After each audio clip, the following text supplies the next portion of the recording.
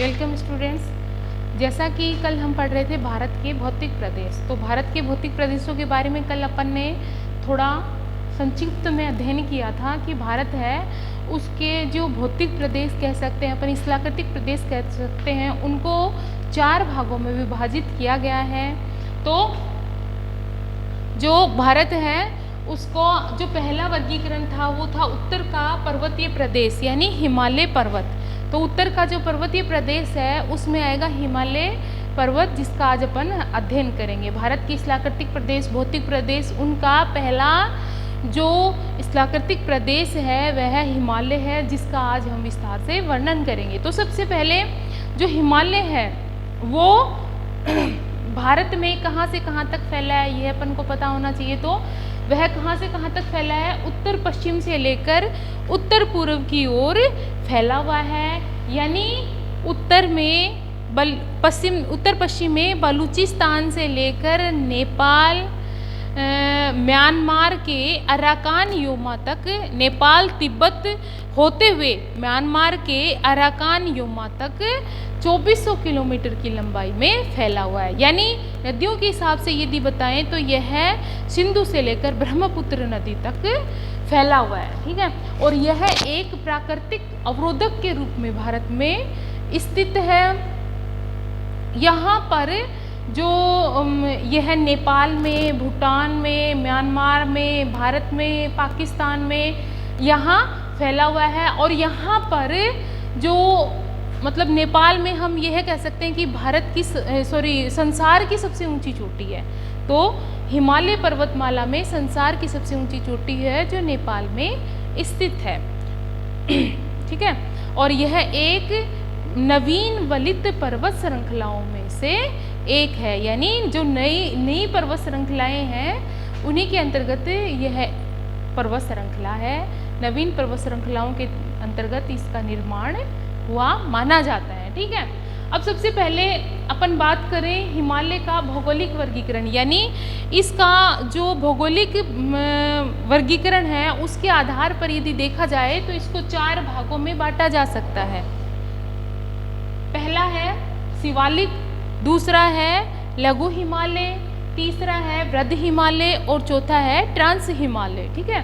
तो सबसे पहले यह देखा जाए तो जो शिवालिक है वह हिमालय की सबसे दक्षिणतम दिशा में स्थित है। यानी सबसे नीचे की दिशा में जो हिमालय स्थित है उसको शिवालिक श्रेणी के नाम से जाना जाता है, जहाँ जिसकी जो चौड़ाई है वो 10 से 50 किलोमीटर है। और इसकी जो औसत ऊंचाई है वो, इसकी चोटियों की औसत ऊंचाई है वो 1300 मीटर हम कह सकते हैं,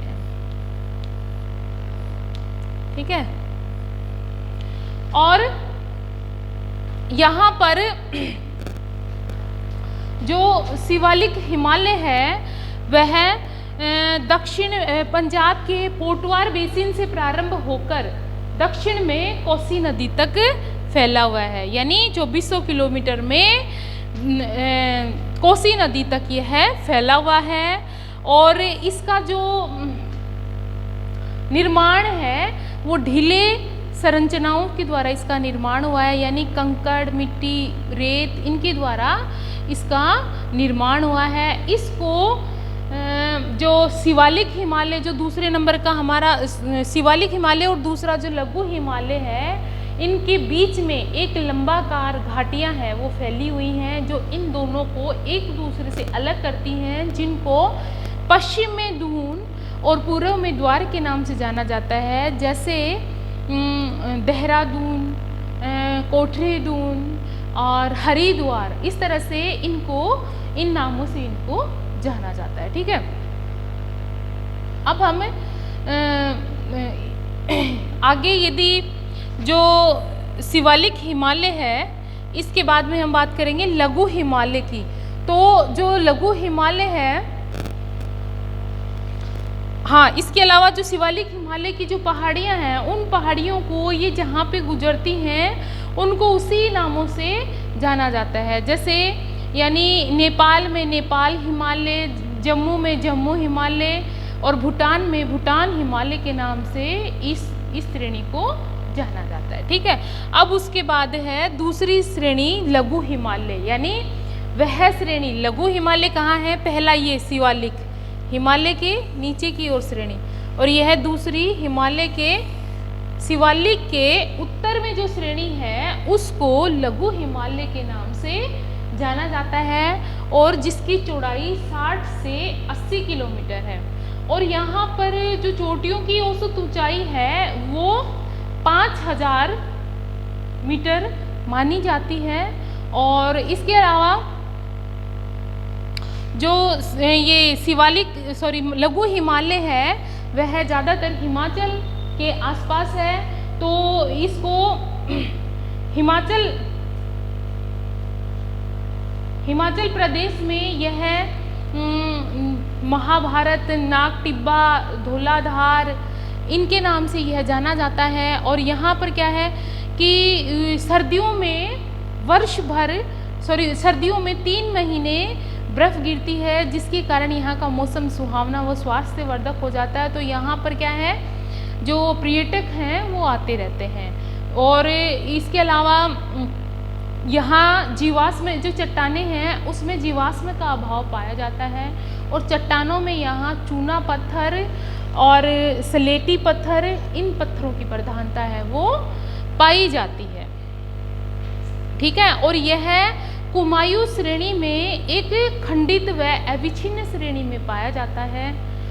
अब बात करें यदि वृद्ध हिमालय की, तो वृद्ध हिमालय नाम से ही पता चल रहा है, यानी जो बड़ा हिमालय जहाँ पर ऊंची चोटियाँ पाई जाती हैं, इसको हिमाद्री भी कहते हैं, सागरमत्था भी कहते हैं। यानी जो नेपाल जो सबसे ऊंची चोटी है उसको सागरमत्था के नाम से भी जाना जाता है। तो वृद्ध हिमालय नाम से ही पता चल रहा है कि जो यह हिमालय सबसे पहले तो ये देखिए कहाँ स्थित है, लघु हिमालय के उत्तर में, लघु हिमालय के उत्तर में, और हिमालय के बाह्य ओर जो श्रेणी है उसको वृद्ध हिमालय के नाम से जाना जाता है, जिसको हिमाद्री भी कहते हैं, बर्फीले हिमालय भी कहते हैं, और इसको कई नामों से जाना जाता है, क्योंकि यहाँ पर जो चोटियों की ऊंचाई है वो 6000 से ऊंची है,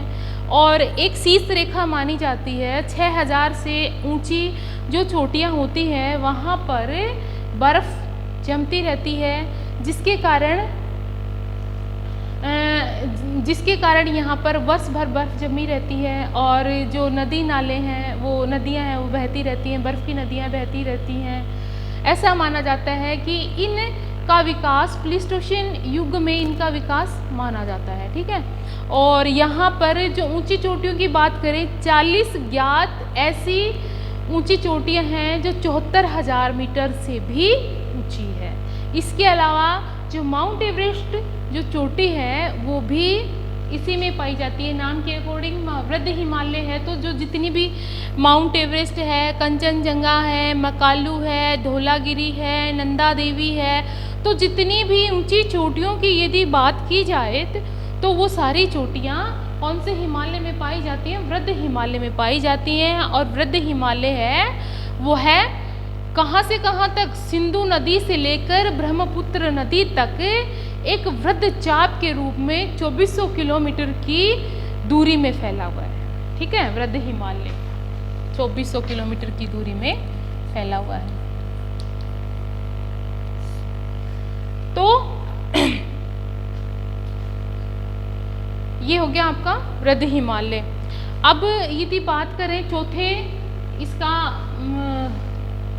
वर्गीकरण का, तो चौथा है ट्रांस हिमालय। तो ट्रांस हिमालय है वो तिब्बत के पठार से और जो गिलगित नदी है, गिलगित नदी तक यह फैला हुआ है।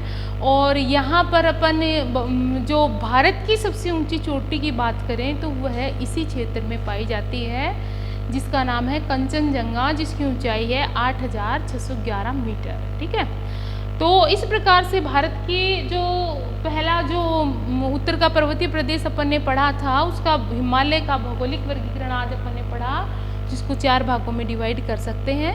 तो वो इस प्रकार से। Thank you. यू।